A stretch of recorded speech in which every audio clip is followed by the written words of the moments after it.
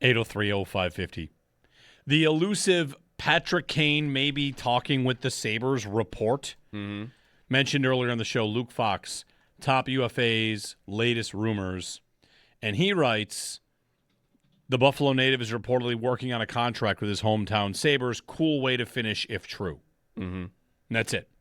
I can't find a report anywhere about it. The closest thing I have since found is Barstool Chief, who's talks Blackhawks and Chicago hockey. Chicago Barstool. Yeah, Chicago Barstool guy, Barstool Chief. He's got that, or he's suggesting that Kane is talking to the Blackhawks and the Sabres. And it's down to those two. That he might come to Buffalo or he might come back to Chicago. So there's a little bit of smoke out there about the idea of Kane. Is this the last time we're ever going to do this about Kane? He's 38? Yeah. Like every time he's been, and it's not like he's been available that often in his career. It's kind of all been packed here at the end. But every time it's, oh, here we go. Like maybe this is the time he comes home. And if he doesn't do it now and they don't do it now, like are we going to do it again next year? I mean, signs another 1 year deal. Like we're just going to do it until he finally announces his retirement. Is he not another example of, like, watch out, guys get old fast? Like, yeah, some guys do.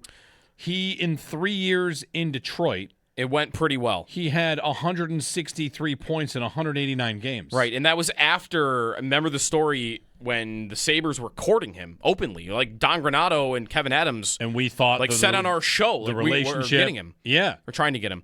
And were they afraid to guarantee like a third year? Well, and Detroit gave him 3 and the Sabres offered 2? Remember the thing that he had at that point, he was 35 years old, and he was coming off a hip surgery that had ended dudes' careers. Like Nicholas Backstrom, I remember being one of the guys that had the same thing, and his career ended from it. Like Ed Jovanovski, there was a list. And he hadn't played yet since that. So it was, can he even really function? And then, as you mentioned, like he wasn't that far below a point-per-game player in the 3 years with the Red Wings. So, yeah, his defensive play was some of the worst in hockey, but he wasn't really that to begin with.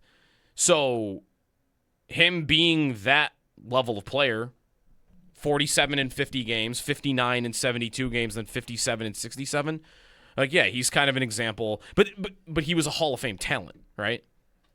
Like, if you're a Hall of Fame talent, you can make it to 37. Some other guys can. Jordan Stahl can. Yeah, I think he is one of them.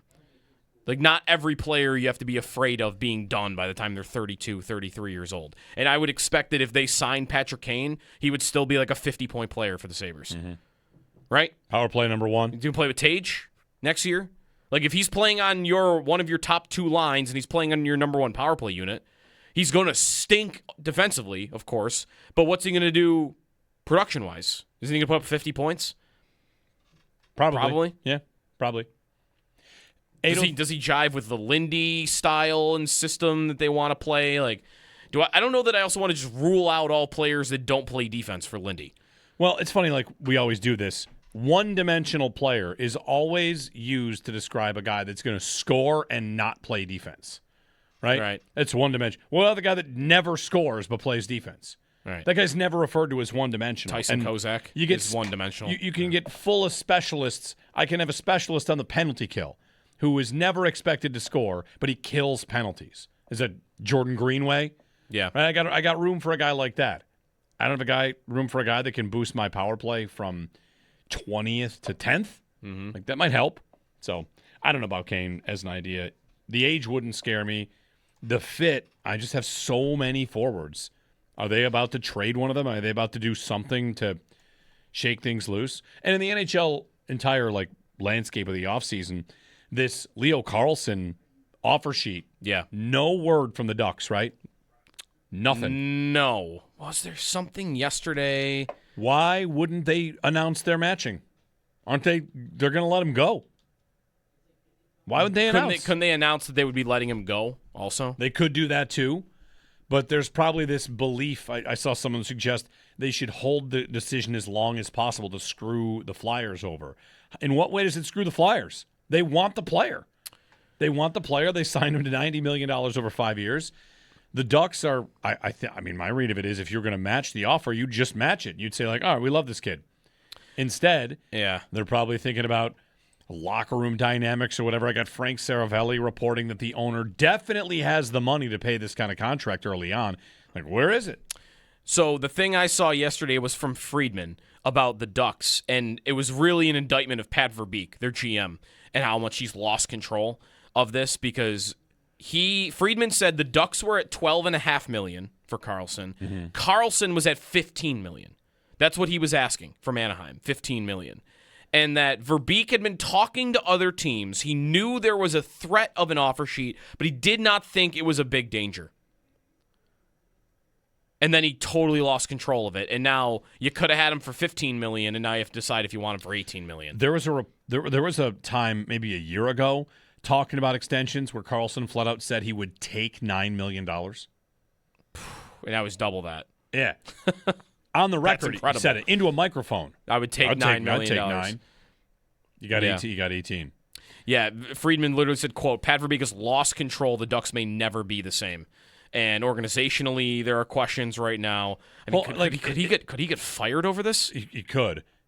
Could you? That would be incredible. Maybe that's what we're waiting for. They're going to fire the GM first. My head is spinning. I say it a million times over 2 decades. The NHL can't get its story straight on offer sheets. Which is it?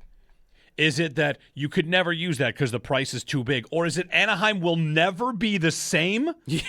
Right. Which is it? You're getting 4 first-round picks? Oh, they'll never be the same. So funny.